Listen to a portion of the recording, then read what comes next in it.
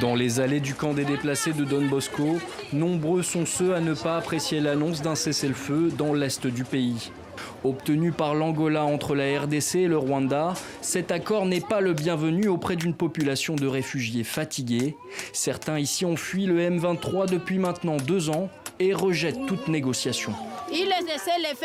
Nous ne voulons pas de ce cessez-le-feu. Nous voulons que nos militaires, que le gouvernement, les Wazalendo soient tous soudés pour chasser le M23. Eux, ils sont les visiteurs. Nous, nous sommes les citoyens d'ici. Ils vont échouer. Jamais un visiteur ne peut gagner la guerre sur la terre qui n'est pas la sienne. Dans le centre-ville de Goma, les avis sont partagés.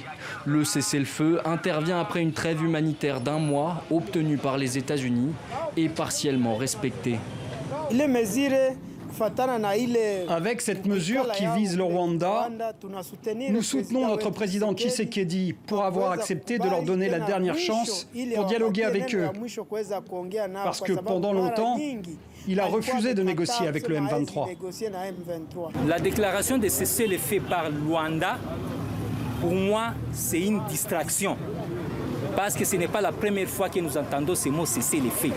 Plusieurs fois, on a déjà annoncé, il n'y a pas de solution. L'accord de cessez-le-feu conclu doit prendre effet à minuit le 4 août. Aucun autre détail sur le cessez-le-feu n'a été communiqué, mais le document mentionne notamment l'élaboration d'un plan de désengagement des forces dans l'est de la RDC. Négocié avec le gouvernement rwandais, l'accord marque tout de même un pas de plus vers une forme d'admission de l'implication de Kigali dans le conflit meurtrier qui oppose le M23 à l'armée congolaise. Il a été convenu d'élaborer un plan de retrait des forces qui sont présentes sur le terrain.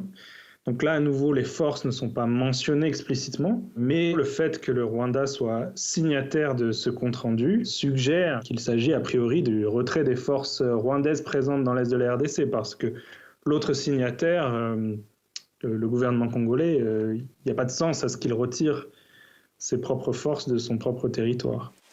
Plusieurs chancelleries occidentales ont accueilli positivement ce mercredi l'annonce de ce nouveau cessez-le-feu.